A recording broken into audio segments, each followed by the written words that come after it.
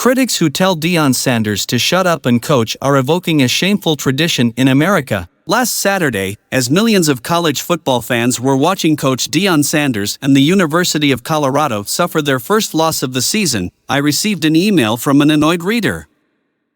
The reader had read my article exploring Sanders' audacious blackness and how his refusal to temper his brash outspokenness for white audiences had made him and his team heroes in the black community. Sanders said that some people were threatened by him and his team because they were not accustomed to seeing a confident black man talking his talk, coaching a team of mostly black players. "You know what I can't stand? Guys like you who assume that white people don't want black men to succeed," the critic said.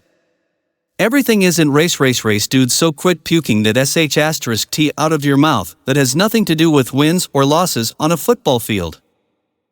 I'd like to answer that critic, because he evokes a common complaint that people shouldn't bring race into sports. My response: those who don't want Sanders or any black athlete to talk about race are evoking a shameful history in America. Sanders, who appeared unbowed after his team lost 42-6 to the Oregon Ducks, stands in the tradition of black athletes who are not content to simply entertain white people. These athletes increasingly talk about race, social justice, and other issues, and that offends some white Americans. One conservative commentator, responding in 2018 to NBA superstar LeBron James' criticisms of then-President Trump, told James to just shut up and dribble. "In America, black athletes were supposed to be the workers, not the owners," journalist Jemele Hill once said. "They were supposed to be the talent and never the power brokers." This was the subtext of many of the messages I received in recent days about my Sanders story. People said they didn't want to hear about Sanders' opinions, they just wanted him and his players to perform for them on the field.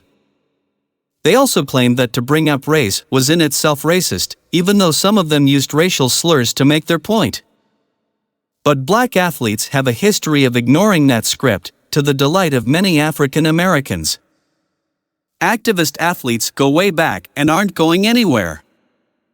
Jack Johnson, the first black heavyweight champion, scandalized white America in the early 20th century because he not only beat their great white hope, but lived with a bravado and disdain for their segregated rules that made him a hated figure. His victories sparked race riots. NBA legend Bill Russell antagonized some white Americans because he didn't just dribble. He brought a fierce intelligence and an outspoken civil rights activism to his prowess on the basketball court. Vandals once broke into his home, spray-painted racial slurs and defecated in his bed. In my home office, there's a famous photo of black sprinters Tommy Smith and John Carlos raising their fists in an iconic black power salute at the 1968 Summer Olympics. That defiant gesture on the medal stand in Mexico City made them heroes in the black community. But their track careers never recovered because they didn't just shut up and run. And, of course, there was Muhammad Ali, who gave up his championship belt and sacrificed his career for a time by coming out against the Vietnam War and denouncing racism in America.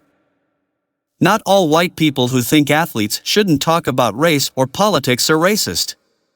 But throughout American history, some white people have seen black athletes as entertainers, not as fellow citizens with a constitutional right to express their opinions.